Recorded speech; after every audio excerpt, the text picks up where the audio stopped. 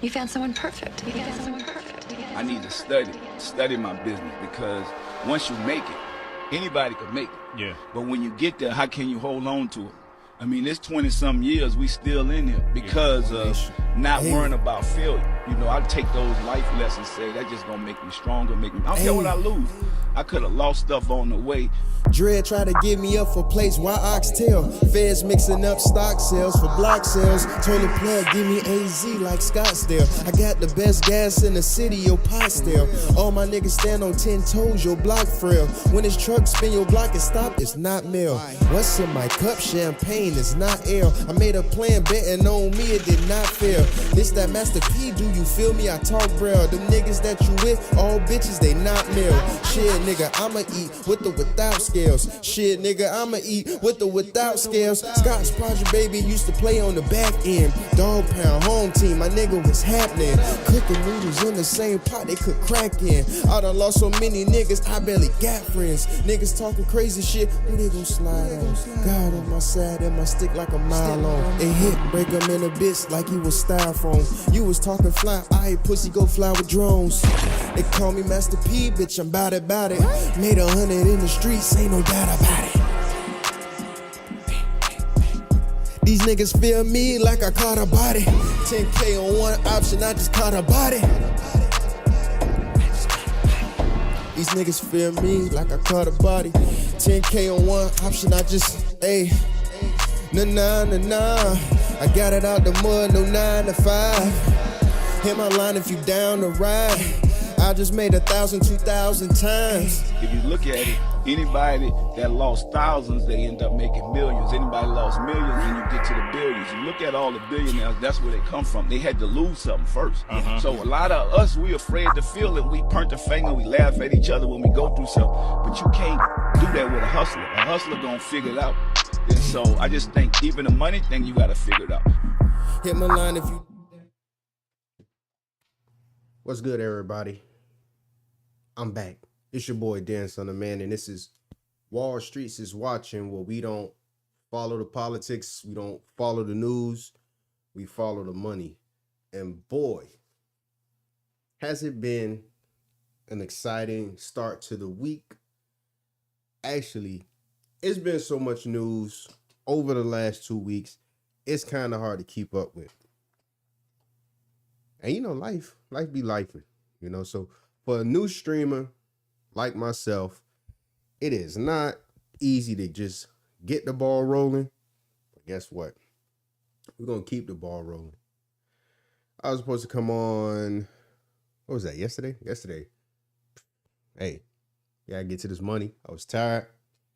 And I want to give y'all that full energy that y'all deserve. But every day I'm not on the stream, something is happening. So it's good and bad in a sense because I can keep you the most updated, but the goal is to start streaming enough to where I can update y'all daily. Because right now, your boy is backed up when it comes to streaming. And I think I figured out a way to tap into the chat.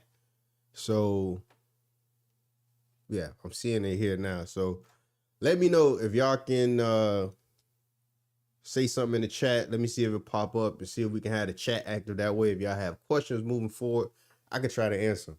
If I don't know, I don't know. I'll tell you I don't know, but we'll look into it later. That's the best we could do. We can just look into it later and figure it out. At the end of the day, most of this stuff with the new age media and the streamers, it's a little bit of fact and mostly of our opinion and our predictions and our speculations. So it doesn't matter, you know, like the Bodega Boys used to say, facts don't matter. It's about who's getting it to the news to y'all fastest.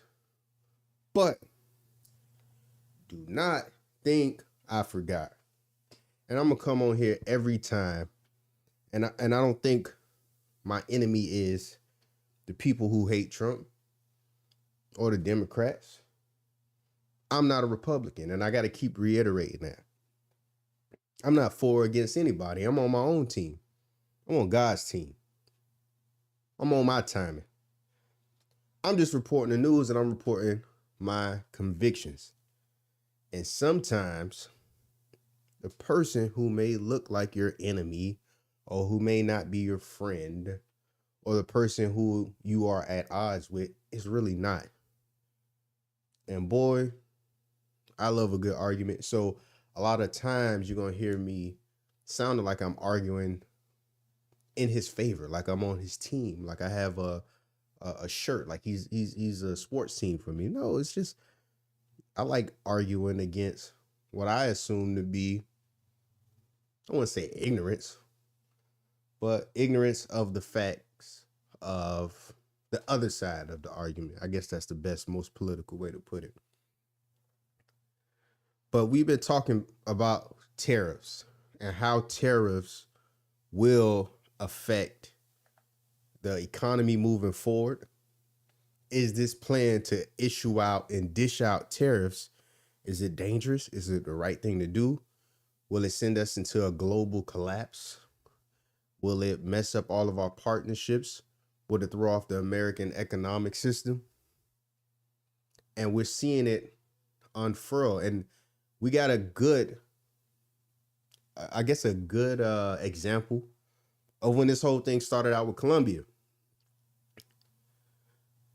The president sent who he deems as criminals. I still ain't fact checked that yet, but at this point, facts don't matter. He sent Colombians back to Colombia. The president said we will not accept our people in military planes, which doesn't even make sense, because if I was standing up in the military plane or uncomfortable in the military plane for hours, the last thing I want to do is to hear someone say, hey, I care about you so much that I'm going to send you back in the same conditions you came. That doesn't even make sense. Think about it. If you were in a plane, what would you say? Would it be send me back? No, it would not be send me back. It would be, yo, get me somewhere comfortable to be. But he issued the tariffs.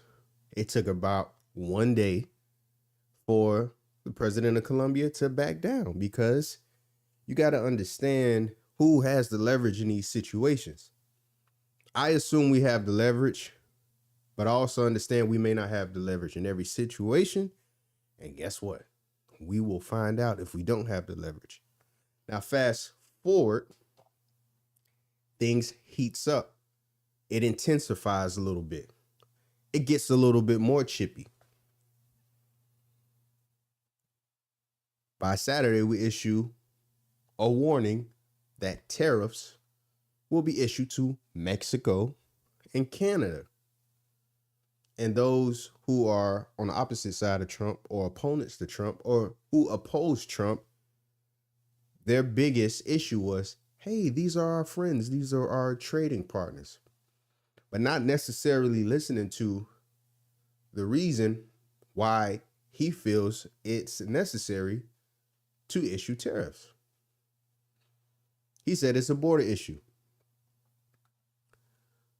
The Canadian border and the Mexican border are access points for illegal immigrants, and the shipping and the importing of fentanyl, which we know is a major problem in the U.S. Now, how do you argue that? Do you argue that you would want people to come into the country without due process? There's really no leg to stand on. You can argue that you want people have the right to come into the country, and I totally agree. This country is built on immigrants. But you can't argue that doing it improperly is the right way to do it. So there is no validity to that argument. And then there is no validity to the argument that fentanyl is okay to come into the country. So what is the true argument in this case? There is none. Now, he issued 25% tariffs to Canada and Mexico, right? So I assume that Canada would stand a little bit stronger in this, because yes, I feel like they're dependent on the government, but when you look at the breakdown of what the imports are, and we'll go over that in a second, the import-export game between us and Canada, they seem to be a little bit stronger, a little bit firmer. Mexico is in a little bit different of a situation. Now, both countries are deeply intertwined into our economy. We depend on them a lot. They depend on us a lot. There's a lot of cross-border transactions, hands down. We need them heavily for our auto industry, companies, industrious companies, dealing with chemicals and timber and food, you name it. We're deeply intertwined. But it's clearly evident that we are big bro in this situation. And there is no getting around it. We are big bro. So what big bro says goes. Now, Mexico is in a little bit of a different situation. Tariffs on Mexico hurt them because, yes, we import a lot from Mexico. However, a lot of companies in Mexico aren't owned by Mexico or Mexicans. They are foreign companies operating in Mexico, doing business in the West. And a lot of that business is done between Mexico and the United States. Now, with these tariffs, yes, tariffs are often passed on to the people. The price is passed on to the people if it's a good that cannot be avoided. True enough. And if there is no other alternative, yes. But at the end of the day, the consumer still has the right in certain situations to say, I don't want it. Now, if the consumer says, I don't want it, that company loses profits. And a foreign company is not interested in maintaining companies and jobs in Mexico if it's not profitable. As much as these people like to make it seem like their efforts are humanitarian in nature and they do it from their hearts, they do it for profits. And tariffs alter the profits of foreign companies in Mexico. 60% of the workforce in the industrial sector in Mexico, 60% of the Mexicans work in these companies. If they pull out, that's a lot of jobs lost in Mexico. That is a lot that will affect their economy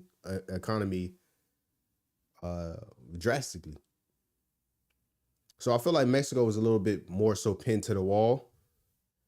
And just being America, we protect both coasts, East Coast, West Coast, the Pacific, the Atlantic, North, the Gulf of Mexico. So they have that added benefit of us being their protectors as well.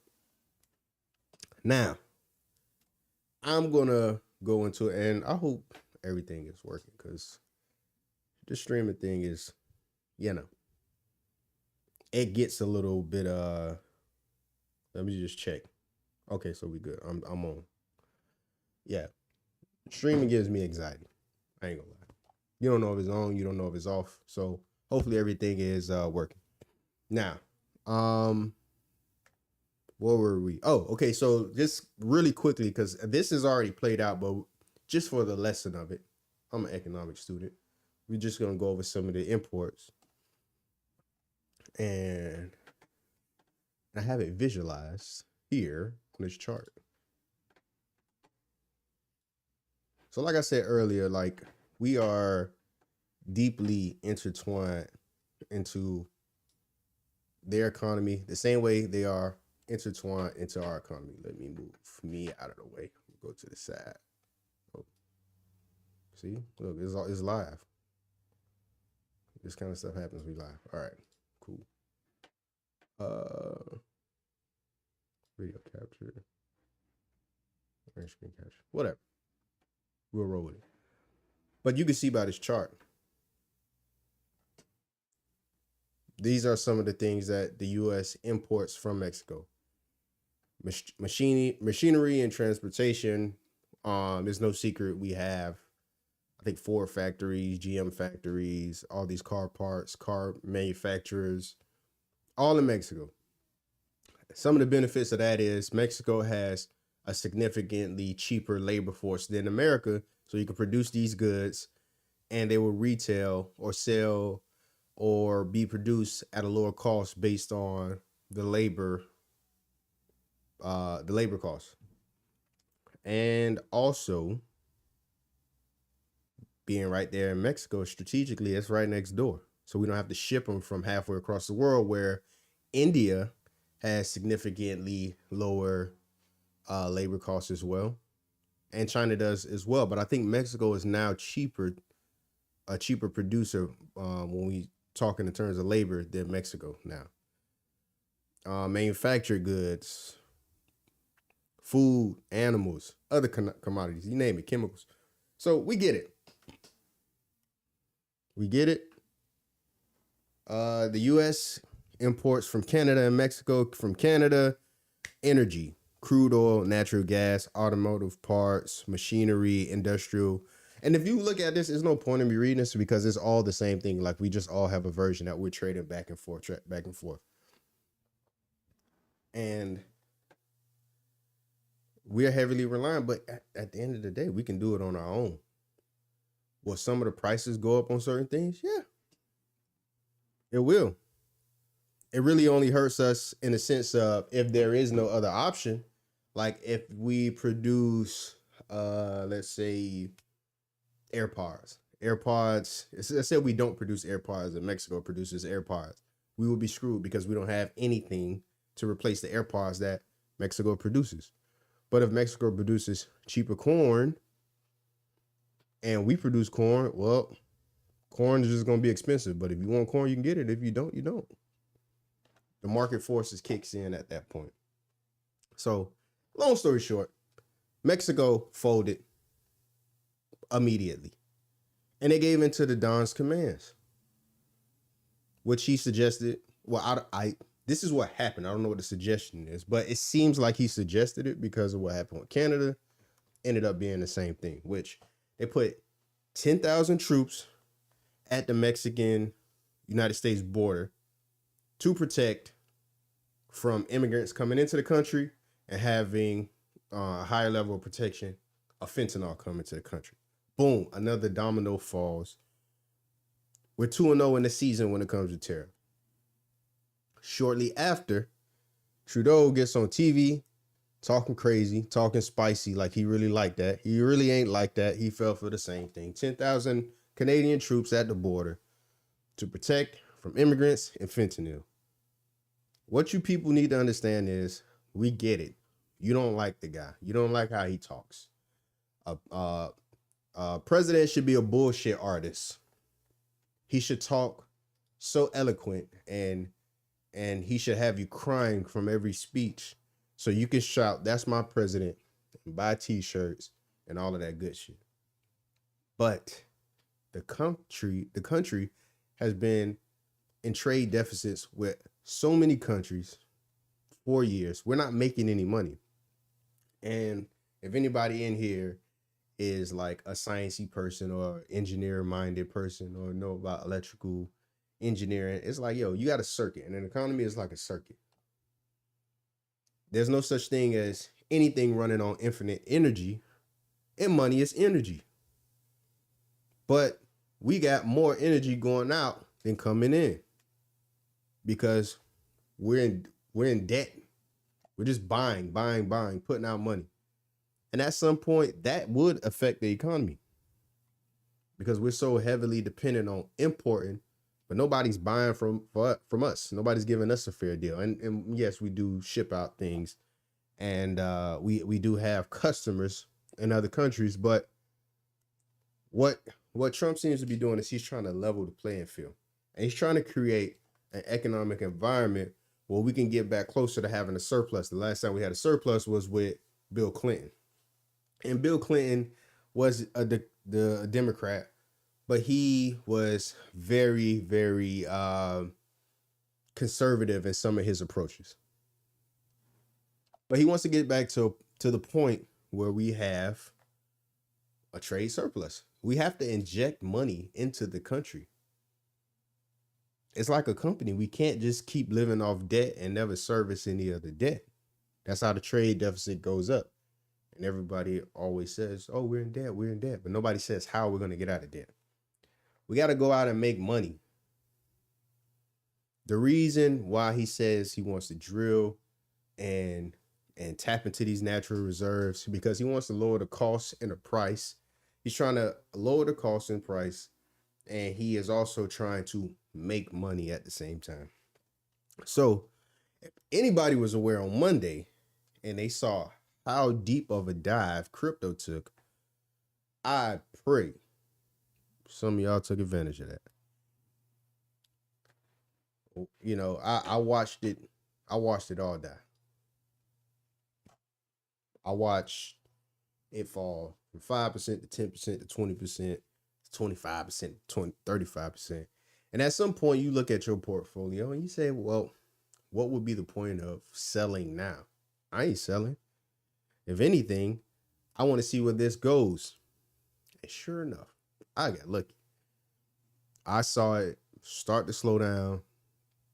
And I think XRP was somewhere around about 180, 170. And I'm like, how low can this go?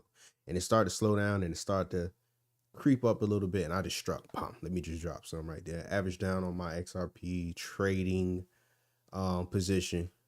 And sure enough, shot right back up. Damn near a full recovery by the next day, which I am very skeptical. And that looked a little weird to me because how does that happen? Why does that happen? Like I'll always reiterate, that's not us. That is, and I'm looking around because I'm switching the screens. That is not us. We don't do that. We're not all calling each other and saying, hey, let's buy and sell at the same time. That's impossible. This is billions of dollars, possibly trillions of dollars moving at the same time. If you see this huge dip right here, and I had this line here from a long time ago, maybe not that long ago, probably a month ago, two months ago. And you just see XRP fall apart. And this isn't just XRP. This is Bitcoin. This is Ethereum. This is everything. It was all going down. And then you just, boom. You know, this, I saw it about right here. I wish, I always wish I catch the full move, but I probably got in somewhere around here, 185 to 188. And it ripped, and came right back up. Now, we definitely want to watch these levels. We are, at the moment, today, February 4th, 8/23, at around 253. And for me, when it comes to like positions like XRP, I'm good. I'm just playing a game at this point. So if we do get a retrace somewhere around here in the 230 area, possibly 214 or even lower, I hope you got money to the side. This is for the people who are holding in a little bit of high. You can average down. For the people who are holding and you have it at a good price, you can get it at a better price. Well, not a better price, but you can strike at a lower price instead of striking high. But there is some movement going on. And then the following day, Trump announces his plans for a sovereign wealth fund. In short, a sovereign wealth fund would allow the U.S. to have a fund where we invest into businesses, things. He says he wants to put TikTok in there. That would be very cool for the U.S. to own a portion of TikTok, since it's the biggest growing social media in the world right now. They also mentioned holding liquid assets such as crypto. Imagine a treasury where the U.S. holds Bitcoin as it moves. Shout out to my boy. Well, I got a lot of crypto maxis, but my boy Chris, he says he thinks Bitcoin is going to $1 million. And it is a scarce asset. There's not a forever supply of Bitcoin. So theoretically, if the whole world's going to be using it, it can go to $1 million. Imagine the US owning a piece of it. But hopefully you're not imagining yourself holding a piece of it, because look, we get it. We all held Bitcoin at $800, $1,600, $10,000. We bought, we sold, we made money. We didn't understand it. It's clearly here to stay now. I hope you're investing in these cryptos and getting yourself positioned and ready, because I got an idea how this world is going to change and what's going to happen. But I don't know. But it seems like there's going to be a greater divide in the wealth and a larger gap at some point. So you need to be investing.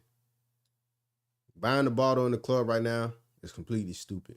Going on a trip you don't need to go on, go have fun, live life. Tomorrow's not promised. Living for the media, though,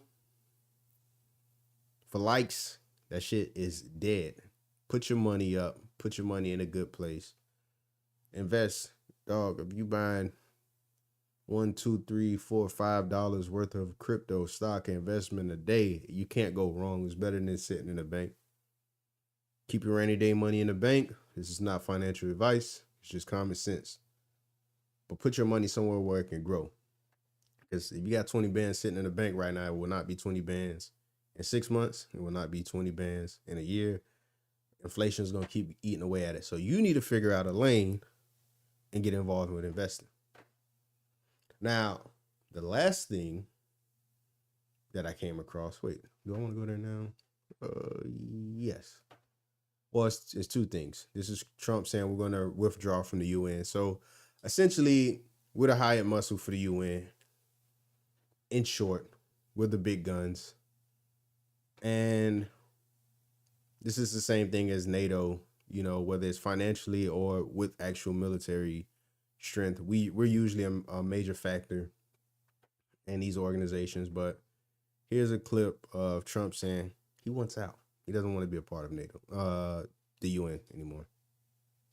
Next up, in light of numerous actions taken by a number of bodies of the United Nations, which exhibit a deep anti-American bias, we have an executive order prepared for your attention that would withdraw the United States from the UN Human Rights Council, would withdraw the United States from the UNRWA, which is a refugee organization, and would also review American involvement in UNESCO, which has also exhibited anti-American bias.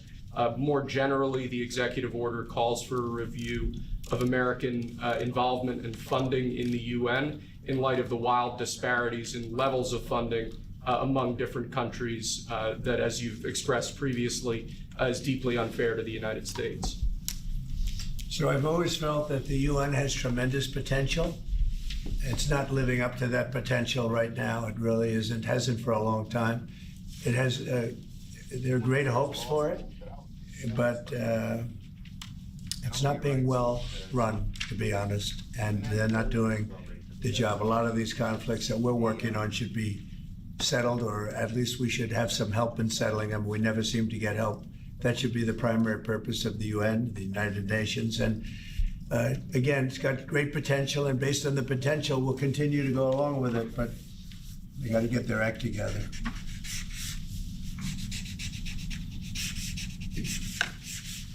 What would they need to do, sir? You can tell he's been practicing that signature. He's been putting that pen to work. Nice signature right there. I realize a lot of you Gen Z and Gen Alpha kids, y'all know how to write in cursive, which is, it's crazy to sign your signature in print. I won't judge you, but that is that looks a little weird. But yeah, these are some of the moves he's making moving forward, but it still fix our balance sheets. If you're not treating us like the big dogs we are, if you're not treating us fairly, if you're not treating us like we always come to help you, so can you come and help us? Then he feels like we should be removing ourselves from these situations. And I totally agree. If you were in a situation in your real life, you had somebody taking advantage of you. If you're constantly pouring into people and they never pour back to you, what would you do? Do you sit there and be used? Or do you try to distance yourself? Do you try to fix that relationship? You got options, but I feel like being used is the last option that you should consider. Just right before we and I'll probably look at some more stock charts before we get out of here. And I wanted to kind of talk about what we mentioned about DEI. I know that's kind of come and gone, but I'll speak on it. Trump was saying something about the Gaza Strip and how he's interested in rebuilding it. We gotta look into this, see what he means by that. But he says the people who are there. So what do you mean by that? Let's see. For dismantling all of the Tariffs, we'll take over the Gaza Strip, and we will do a job with it too. We'll own it and be responsible for dismantling all of the dangerous unexploded bombs and other weapons on the site. Okay, that's level the site and get rid of the destroyed buildings, level it out, create an economic development that will supply unlimited numbers of jobs and housing for the people of the area. Do a real job. Do something different. Just can't go back. What do you mean by that? It's going to end up the same way it has for 100 years. We'll take over the Gaza.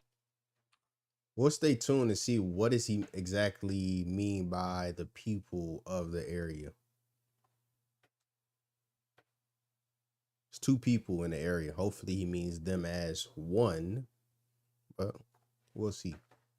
But just getting back into trading, some of the trades we were looking into. This is my list. Alibaba broke out recently. This is one of the ones I've been following. I'm investing in Alibaba long term.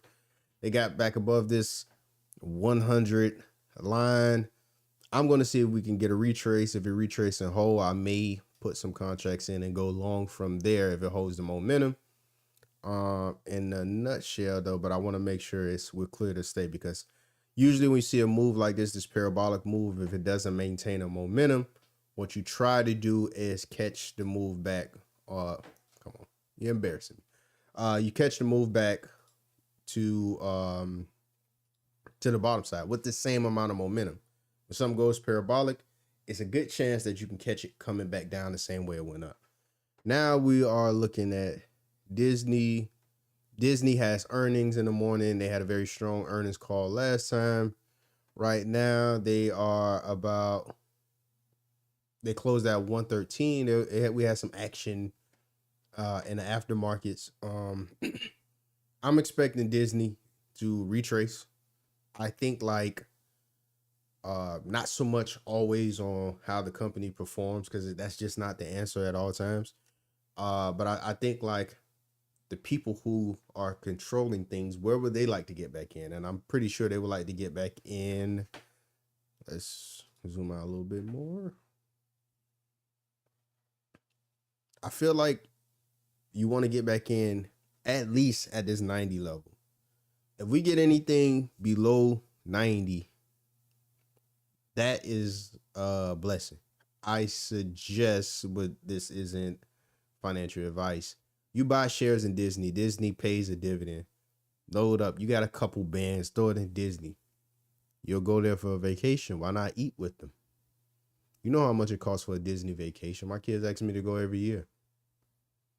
If I'm trying to sneak in and out of Disney, it's still about 3 bands.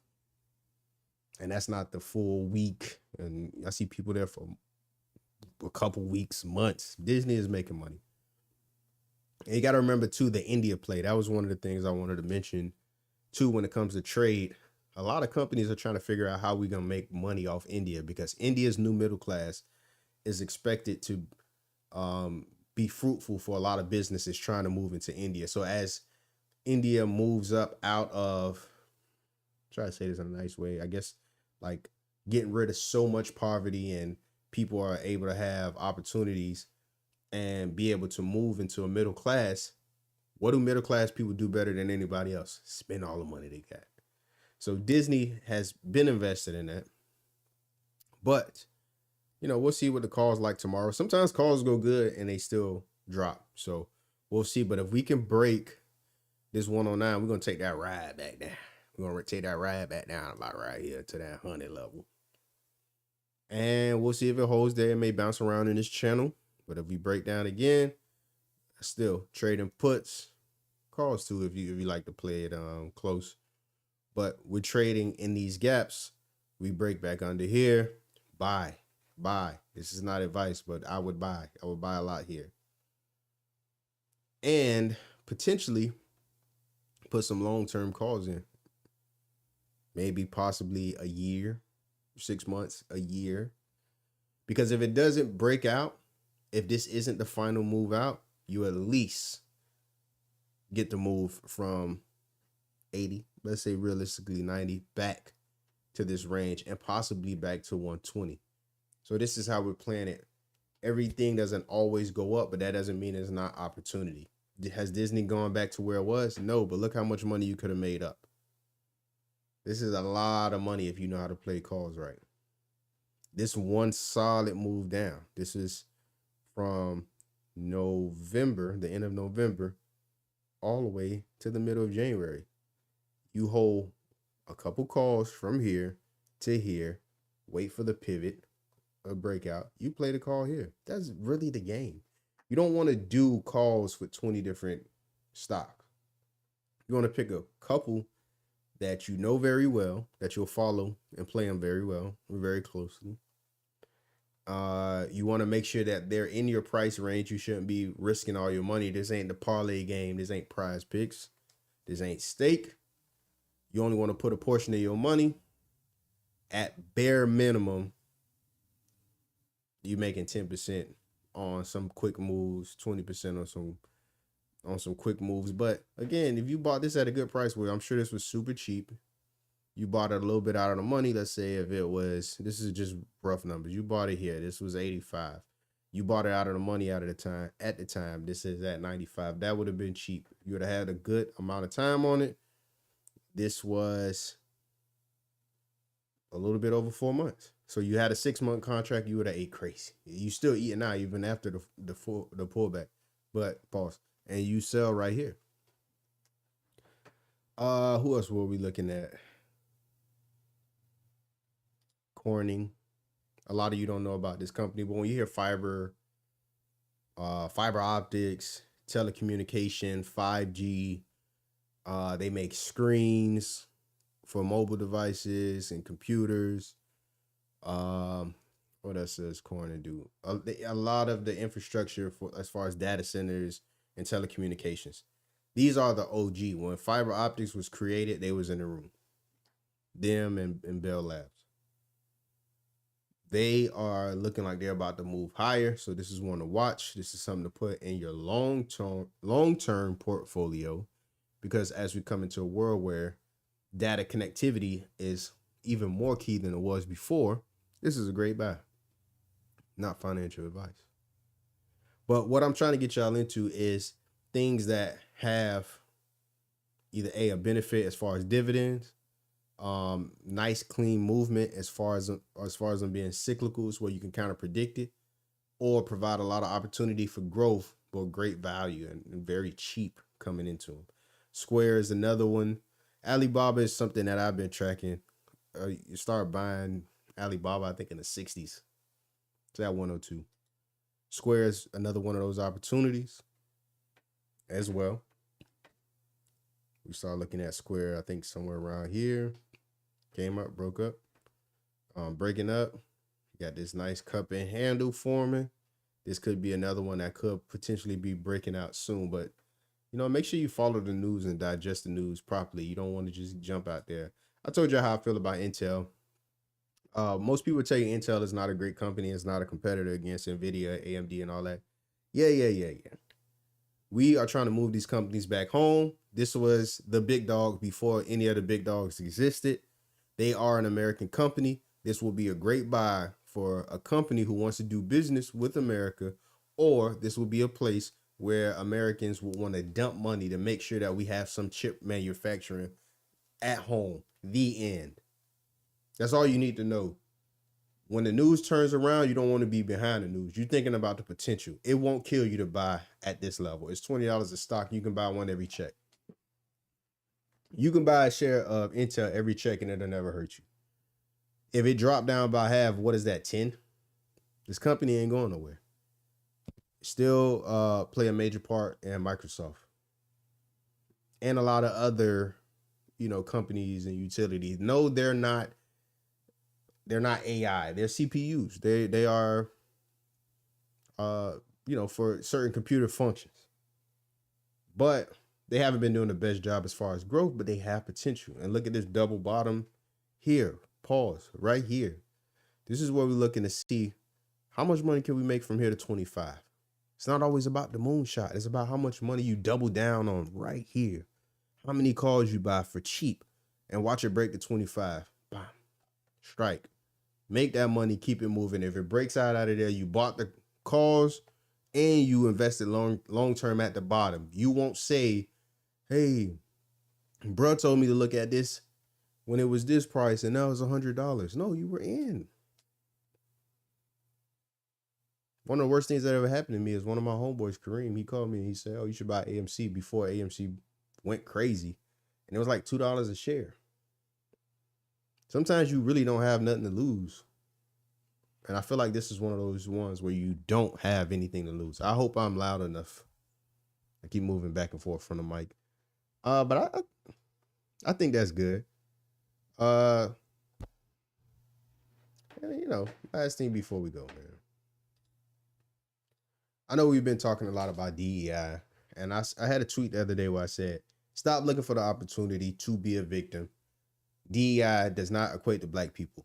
Yes, are there some idiots on Twitter who are racist that equate DEI to black people and they make their corny jokes and shit like that? If you're worrying about the jokes of somebody you can't see or you're nowhere near around, somebody has a little anime picture, something wrong with you. You got a self-esteem issue.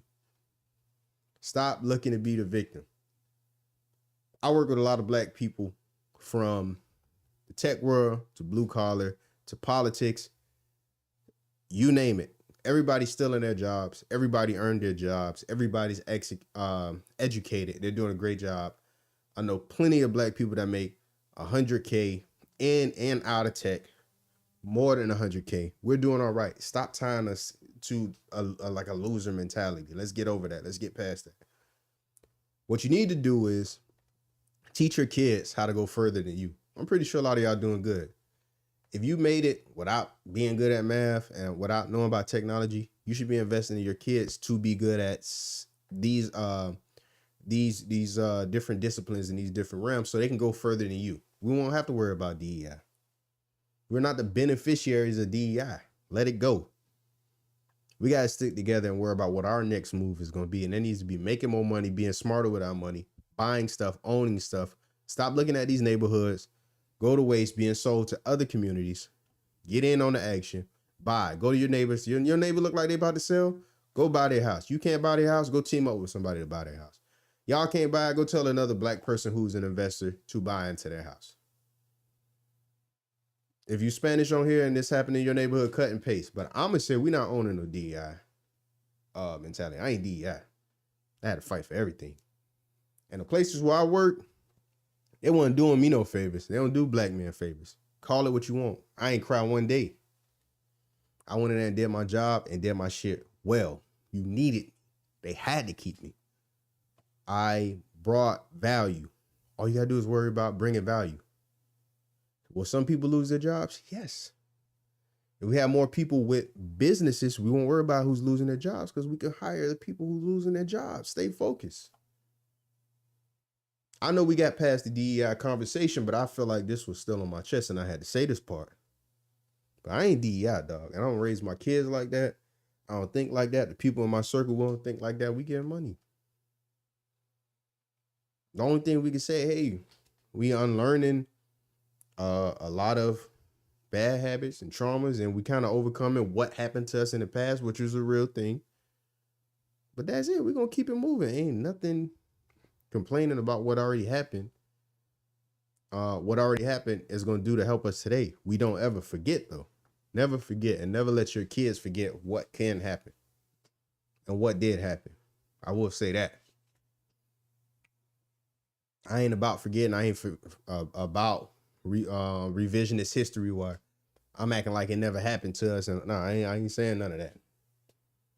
I'm not a real red pill guy. I'm not trying to be the black friend of the conservatives. Hey, it just doesn't help to think like you're always the victim. That's all I'm saying. Moving forward, I think one of the last things I wanted to say was there are a few countries where we are in a trade surplus with. But all of the countries we're in a trade surplus with, we are providing services. We are not going to outgun countries with hard work. We're past that point. We are a service-based economy as far as what we export. So you need to be making something and selling something, coming up with the idea. It's easy to come up with your t-shirt company, create it, create the brand, create the marketing, export that to somewhere where, yeah, guess what? They're going to do it for cheaper, but they want to buy from Americans. They like what Americans bring to the tables, especially African Americans. We make all the cool shit. But outside of that, financial services, engineering, being thought leaders. This is how we make our money. So I do want to see jobs come back to America. How feasible is it for every production job to come back to America or every manufacturing job? Maybe not a lot. But we keep talking about these industries, fiber, electrical, EV, where we're just getting started. Go get into those industries. Get your kids ready for those industries. It's a nursing shortage. Get your daughter or son or whoever ready to be into the medical field. It's simple as that. Stop letting everybody chill. Your kids like to play sports. Let them play sports. And they got to do both. Study business and sports. Be great at both. However the chips fall, you're going to be great. But that's got to be the mentality. Stop doubling down on one thing or what seems like is the easiest. Oh, you know how to sing. We've been watching people for almost 100 years only know how to sing and not do business. What happens? 20 years later in their career, they sell millions and billions of records and they have nothing to hold on to because they don't know how to negotiate a contract. Hey, education is key. So that's the end of my rant. I'm sorry, I get serious. I have this rant with everybody about these same things. You got to make learning cool. You know what I'm saying? My little cousin, he one of the #1 receivers in the nation. Shout out to CJ. But I think I was most proud to see that CJ is a top receiver in the nation and has great grades. And he's about to start working on his AA. And if y'all listen out here, study business, dog. You finna be a brand. You finna be a major brand. We already see it for you. Study business. Know how to handle your business. Know how to make sure your money never go away. All y'all other jits. I'm from Miami, South Florida. We put out the best football players. Y'all need to be focused on business. Y'all starting to get money already in high school. Understand how to never make sure that money go away. Don't ever come back. Come back and help, but never come back and need help. And that's what y'all need to be teaching y'all kids. But I know that kind of went left and that was my DEI rant. But look, man, we good. We good together. That's why I'm doing this show, is to help get back. But I don't want this to run too long. It's probably the longest episode I did. But, this was a good episode. It was a good vibe. I was ready to get back. So I'll make sure I pop in with y'all sometime during the week. If I see anything on the charts or any money opportunities, I will tweet them. I will try to hop back in. If anything comes up, pressing on the news, I will try to tap back in. I know it's been all Trump, but he's been making the news. But if anything, make sure you follow me. If you ain't following me, follow me. If he is following me and somebody needs to see this, make sure you share it. Tell them to tap in. I don't know what happened with the chat. One day we're going to figure out the chat, but yeah, y'all make sure y'all follow me. I'm going to start wearing people clothes. I'm going to start getting my own clothes and my own logo. I am not advertising for nobody for free. So I'm going to get some shirts made. If y'all want some shirts, let me know. Get my own merch made. But it's been real. It's your boy Dan Son the Man. And this is Wall Streets is Watching, where we don't follow the politics. We don't follow the news. We follow the money. And I am out. I will see